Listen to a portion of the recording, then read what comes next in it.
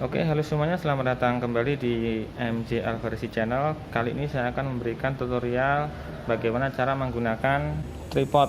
Nah, yang saya pakai ini adalah tripod Somita ST3520.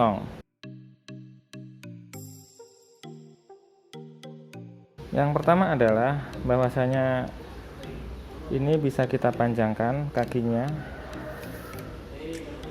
kemudian bisa kita panjangkan lagi. Nah, seperti ini ya panjangnya ya. Yang lainnya juga sama. Ada dua pengunci kaki di sini. Nah, itu kira-kira sama. Kita pendekkan terlebih dahulu.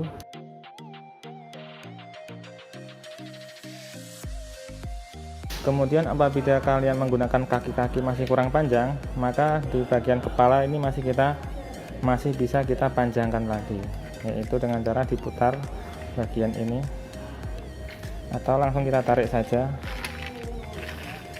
Nah, bisa. Nah, seperti ini, maka nanti akan mencapai ketinggian hingga 150 cm lebih kalau di bagian kepala kita panjangkan dan bagian kaki kedua-duanya kita panjangkan. Untuk selanjutnya adalah di bagian sini, fungsi-fungsi dari bagian kepala. Yang pertama, ini yang paling panjang ini, ketika diputar maka ini akan kendor seperti ini. Ketika dikencangkan maka ini akan kencang, maka kamera tidak bergerak. Kemudian bagian pengunci yang di sebelah kiri kita kendorkan, maka ini akan mudah diputar-putar seperti ini. Ketika kita kencangkan, maka akan kencang. Tuh. Kemudian lagi tadi yang di bagian sini adalah untuk meninggikan, kita putar. Kemudian ini adalah pengunci untuk meninggikan itu. Ini akan mudah ditinggi dan direndahkan. Ketika kita kunci, maka ini akan kencang. Kemudian bagian kompas. Nah, di sini ada bagian kompasnya yang fungsinya untuk mengetahui sudah rata atau belum. Ketika posisi rongga air ada di tengah-tengah, maka ini adalah sudah rata. Tuh, kemudian gagang ini untuk membawa, untuk mempermudah dalam membawa. Kemudian ini juga pengunci.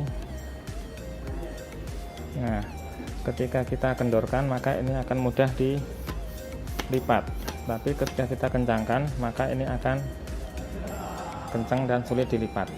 Nah, itu. Kemudian bagaimana cara memasang kameranya? Coba kita ambil.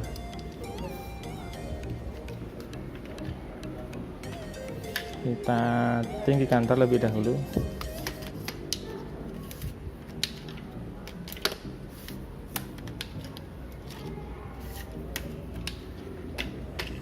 Nah, ketinggian ya kita rendahkan dulu.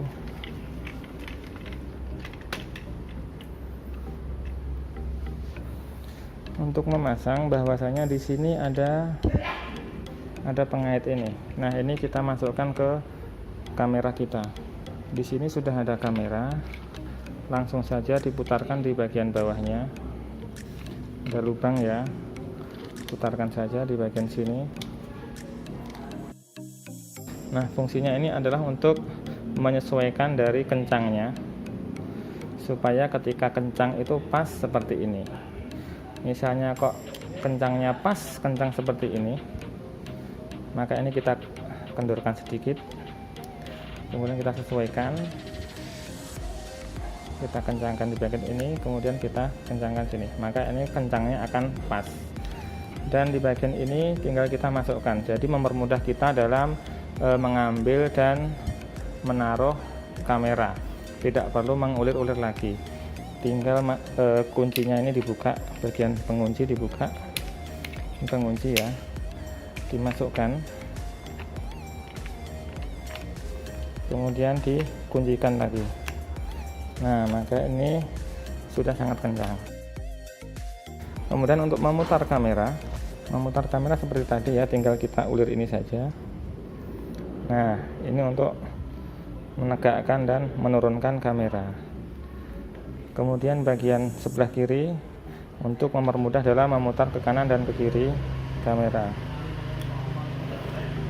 Kemudian bagian ini untuk meninggikan kamera. Ketika terlalu seret, maka kita kendorkan di bagian lehernya ini. Nah, kalau sudah, kita kencangkan lagi.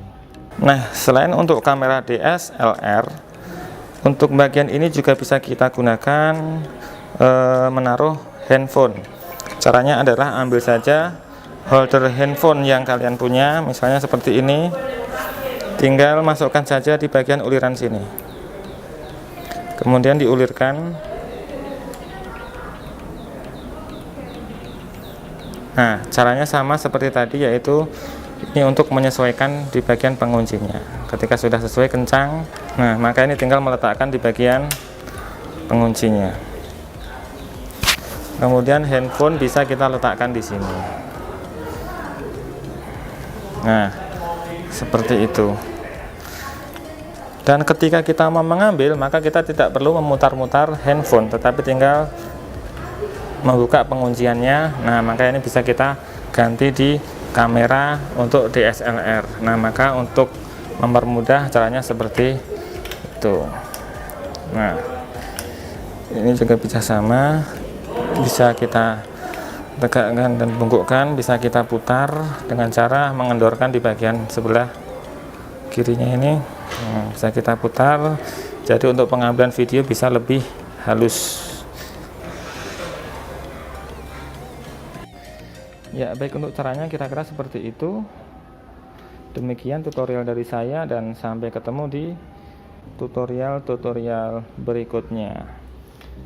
Jangan lupa, apabila video ini bermanfaat, silahkan klik like, subscribe, dan jangan sungkan-sungkan untuk bertanya di kolom komentar bagi kalian yang mungkin kurang memahami dari video yang saya berikan. Oke, thank you, dan sampai ketemu di tutorial berikutnya.